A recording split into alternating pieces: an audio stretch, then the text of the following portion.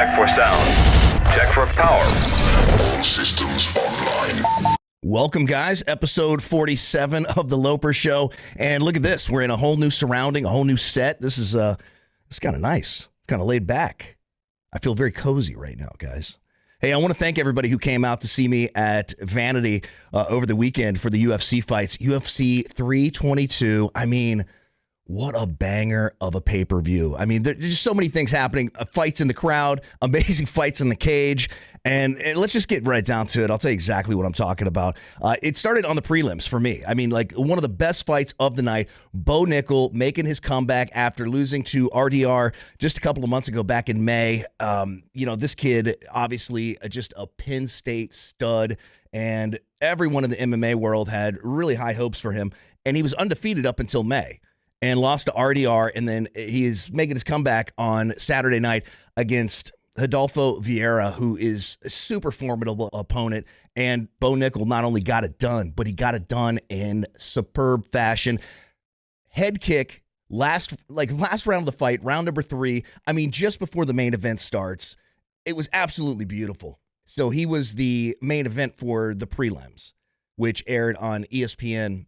And we're getting close, guys, as the UFC goes to Paramount Plus in January. This is one of the last few fights that's going to be on ESPN. They have one coming up this coming weekend that's going to be a fight night card that is pretty stacked as well. But, yeah, the month of December, that's going to be it. And then the UFC goes to Paramount Plus and no more pay-per-view. Well, this past weekend, obviously, the pay-per-view model was still in effect. And as the pay-per-view starts, you get the shot of John Anik, Joe Rogan, and Daniel Cormier. They're standing there running the card down, giving you the tail of the tape, what's going to happen tonight. And then all of a sudden, DC and Joe Rogan both turn around to see what's going on behind them because there's like this huge scuffle that just breaks out of nowhere. And it's Dylan Dennis, who was Conor McGregor's longtime jiu-jitsu coach, and the guys from Islam Makhachev's camp, who also same camp as Khabib Nurmagomedov, and these guys absolutely hate each other. Dylan Dennis has trolled these guys online with memes, with videos, AI videos of the guys on the team kissing each other. And these guys are Muslim. They're not having that. They feel disrespected. And they showed Dylan Dennis exactly how disrespected they felt on Saturday night as they completely beat his ass in the crowd. I've been to the UFC hundreds of times live, whether it's with my buddy Matt Brown or, going with some other friends. And I've been really lucky. The UFC's always taken care of me. I've gotten to sit, really close to the octagon.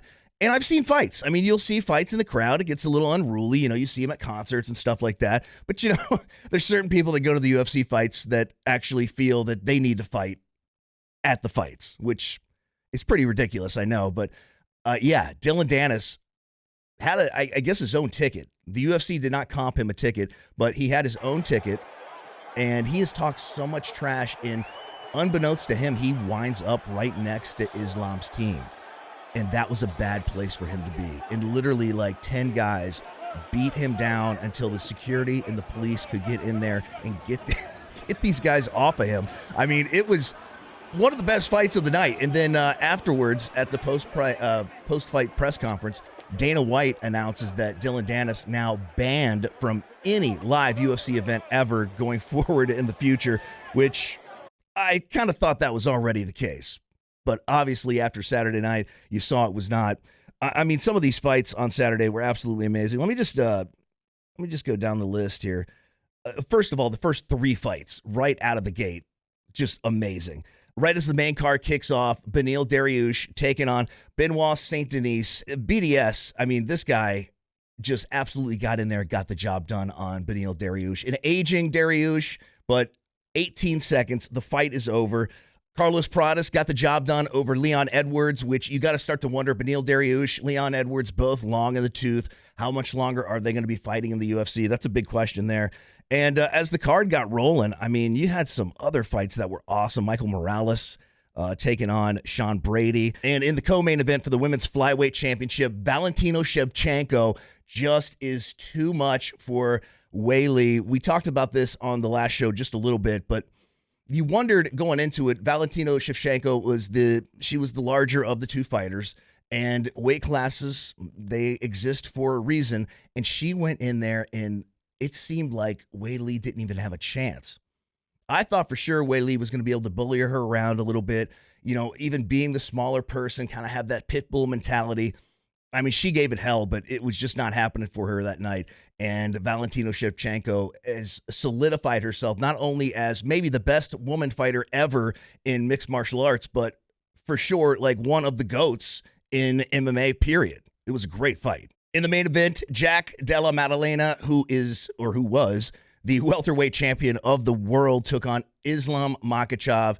And, I mean, this is exactly how I saw this fight play out, guys. I mean, I just knew Islam's wrestling was going to be a lot for Jack. Jack has incredible stand-up, but he just wasn't able to get Islam on his back foot. He wasn't able to take control of the center of the octagon. He tried, and Islam just would shoot almost from the first moment of the round.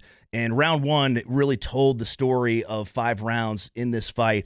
And Islam Makhachev walks out double champ, now the welterweight champion of the world. And you got to wonder what's next for him.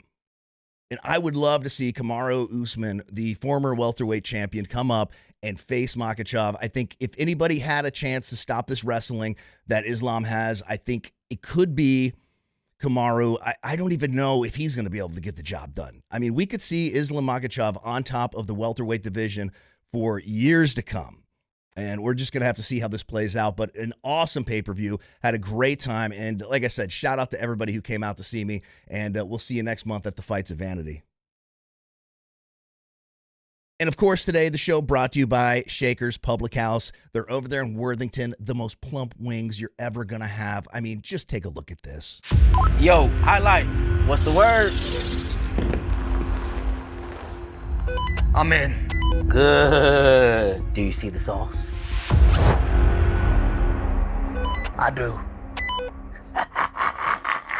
All right, man, make it quick. We don't got much time.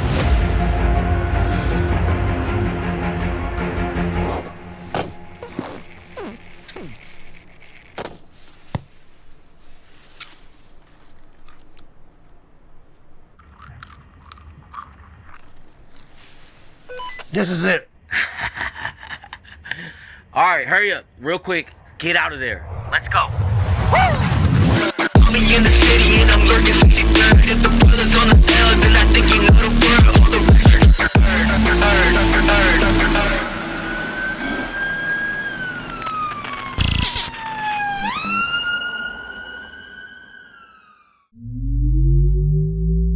So another big announcement in the fight world that has been made, which honestly, guys, I'm having a hard time believing this is even real, but it is real. Eddie Hearn, the promoter of Anthony Joshua, one of the greatest British heavyweight champions of all time.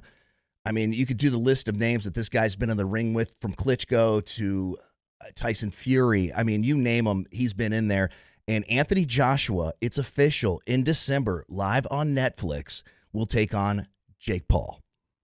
Now, Jake Paul is cruiserweight at best. I mean, this is going to be the fight that everybody's been waiting for. I'm going to call it right now. You've been waiting to see Jake Paul get knocked out, and come hell or high water, it's going to happen. I mean, unless there is just something completely wrong in the camp of Anthony Joshua, I just can't imagine a world where a world-class boxer, okay, not even just a world-class boxer, Olympic gold medalist, Anthony Joshua, loses to Jake Paul. I mean, what bizarro world would that even happen in? I don't see it happening. I don't know how Jake Paul's going to pull this one off, but allegedly both guys getting paid $92 million. Now, Anthony Joshua looking to make a run for the World Heavyweight Championship one more time in 2026. And I guess Eddie Hearn, his promoter, was saying that he was going to take a fight anyway. He was going to take a fight on an undercard of one of the DAZN fights that are coming up that he promotes, and just fight a no-name boxer just to kind of get in there, get some rounds. Now, these will be 3-minute rounds and 8 rounds total. So instead of just taking a no-name, he's going to take Jake Paul. Skill-wise, I mean, I don't even know. Technically, guys on the undercard should have more experience than Jake Paul, but you know, we've seen Jake Paul go out there and have incredible knockouts over Tyron Woodley, who was a champion, but he was a champion in the UFC, not in boxing. We've seen him knock out Ben Askren. I mean, several fights Jake Paul should not have won. Jake Paul won. I mean, Anderson Silva, Nate Diaz, rather. It's just, I mean, guys, I don't really see how Jake Paul has a path to victory in this. Even training hard, being young. Here's the real situation is Anthony Joshua's 36 years old, so he's definitely not long in the tooth. This is not a typical Jake Paul opponent. Most people would say Jake Paul's about to get murdered. So we will find out in December 19th, live on Netflix. If you subscribe, you're just going to get it. There's no pay-per-view component that comes along with this. So in Vegas this past weekend, the Kiss Cruise on land took place. Yeah, they were basically having like an ode to the Kiss Army. And when they were failing with branding, they went back to the traditional Kiss Cruise, which always did very well. But the thing was they weren't going on a real cruise. It was just going to be in Vegas. So they called it the Kiss Cruise Landlocked. And apparently this was pretty cool. Now, Kiss did perform, of course, even in the wake of the death of Ace Frehley. And apparently it was really good. I saw some video. I knew some people that were out there. They said Kiss sounded great. They answered some questions. And Doc McGee, longtime manager of Kiss, kind of gave away a little peek into the future of what could be next for Kiss. And that's these avatars that they've been building for the last couple of years. They've been scoping out and handcrafting avatars that will one day actually perform and take over long after Kiss is gone. Now, the company Pop House that bought Kiss's music library just a couple of years ago for hundreds and hundreds of millions of dollars, they own all of the rights, and Kiss still has a say in which direction they go in. And I guess Gene Simmons walked into a meeting a few years ago and he goes, "Hey, can you make us immortal?" Which is a very Gene Simmons thing to say, but lo and behold, it's happening, and there will be Kiss avatars. So potentially you could go to Vegas and see Kiss full makeup, but it's going to be avatars that they say cost $300 million just to make. Unbelievable. How many other bands would go in this direction? And if you could bring back a band that's been gone for a long time, like say The Doors, or going forward like Aerosmith, I mean, who else would you like to see get turned into avatars? You can comment in the section below. Or are you completely against this? Because I'm not really sure where I stand on this right now. So a big announcement from the Mötley Crüe guys that Mötley Crüe will go back out on tour. This totally cracks me up. After, they had that big thing in Vegas a couple of years ago where they signed the contract, and this was the final tour. We're never going to tour again. And then the tour gets interrupted by COVID. So they have to go back out and finish the tour after, COVID and all that mess was over. They went back out and finished the tour. Then most recently they played Vegas. And of course, that's going into that is when we learned that Vince Neil earlier this year had 2 strokes, which, God, man, that guy to get back out there and do what he's doing, God bless him. I mean, sounds great, looks great. And apparently it's so great that it's going to go forward, and it's going to be one of these big shed tours. So coming to an amphitheater near you. Now, I did not see a Nashville date, which I was a little upset about, but there are 2 Ohio dates, one in Cleveland, outside of Cleveland, in Cuyahoga Springs. You can go check that out, in Cuyahoga Falls, rather, at the amphitheater up there, which I absolutely love that amphitheater. The Blossom Music Theater is unbelievable, and they're going to play Riverbend in Cincinnati. So that's 2 Ohio shows, and all of my South Florida people, get ready. It's coming to the amphitheater there as well in West Palm Beach, formerly known as the Coral Sky Amphitheater. So I believe it's the I Think Amphitheater now. Who knows what the branding is, but the Crew is coming, and they're bringing a couple of really cool opening bands. They're bringing Tesla and Extreme. So quite a few dates on this tour. Check it out, see what's close to you, and see where you might go check out the Crew. A few minutes ago, I mentioned that Kiss had sold their library, and now Slipknot, Slipknot has done the same thing. For $120 million, they have sold their entire music library. But it's interesting. This is with a twist because, when you look at a band like Slipknot, these guys have what, like 20, 30 more years? I mean, if they're like other traditional rock bands, of earning in the future. So can you sell something that hasn't been made yet? The answer to that is no. So what they're selling is all of their back catalog. So everything they have made up to date at this point will go for the $120 million. And then everything going forward, Slipknot will take ownership of that. So another band cashing in $120 million, Slipknot's entire catalog.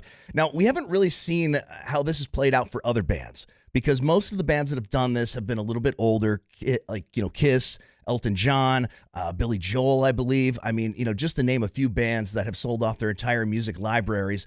So you kind of can understand in those situations, but with Slipknot, this is going to be really interesting to see how this plays out, and if this will be a model for other bands that are, right now that are their contemporaries, to see if that might be the road that they go down. So in one of the most recent episodes, I was mentioning how Guns N' Roses, Slash in particular, had mentioned that they will tour America next year in 2026. And the first show has been announced, and it's a Danny Wimmer Presents show. Welcome to Rockville, live in Daytona Beach, Florida.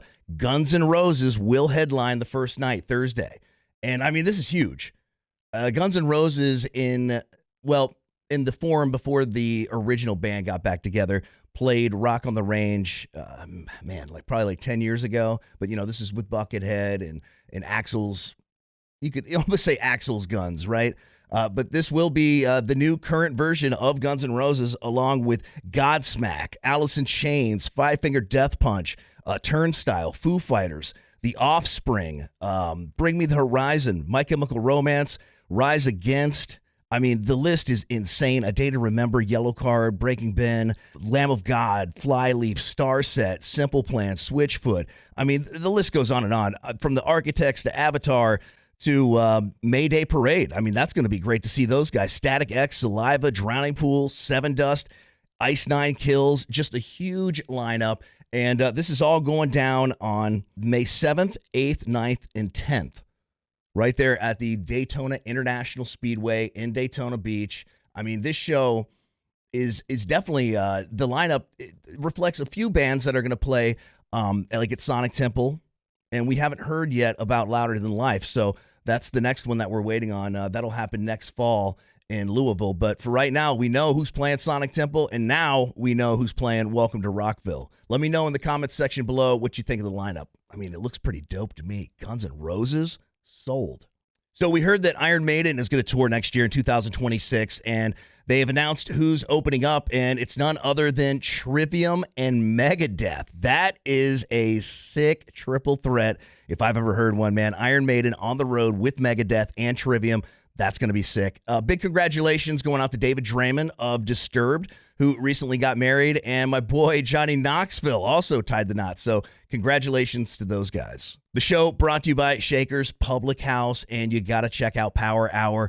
I mean, dollar everything from wells to wings to anything you can imagine. They got it right there, doing shots, having drinks at Shakers Public House, and the best food, man. You got to try the burger. You got to check out the wings. And I mean, just watch this, actually. Hear that?